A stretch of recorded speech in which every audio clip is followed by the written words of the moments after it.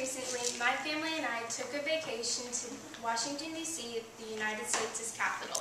While we were there, we saw many museums, we saw the Library of Congress, the Senate, the Supreme Court, and many memorials and monuments.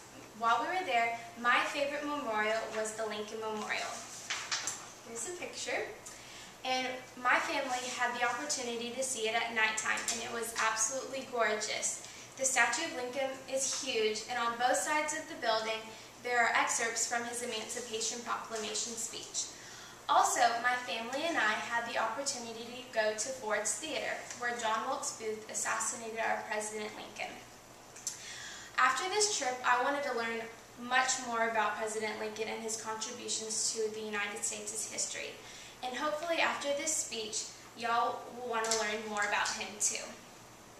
First off, I'm going to start on a little background of President Lincoln. Here's a picture. On February 12, 1809, President Lincoln was born to Thomas and Nancy Lincoln. 9 years later, Nancy Lincoln died of a milk sickness.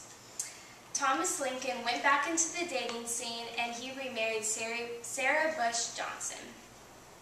Although it would seem difficult for a son to regain the mother-son relationship with his stepmother, Lincoln did not. His relationship with Sarah Bush Johnson was great. Because of this relationship, he wanted to start a family of his own. He married Mary Todd, and they had 4 children of their own. And also, he had a great political influence on the United States. In 1860, his life was changed. He was elected to be the Republican candidate of the presidency. And on November 6, 1860, he was elected our 16th President of the United States. And on April 14, 1865, John Wilkes Booth assassinated our president. I believe that Lincoln has many, many great qualities. And the first one that I would like to talk about is his integrity. First off, it was probably very difficult to be the president during the horrible time of the Civil War. I mean, the job for the president is to be the leader of one country, but during this time there were actually 2, the Union and the Confederacy. So I believe that would be difficult. I mean, I don't know about y'all, but I probably would just give up and let the country do whatever it wanted to.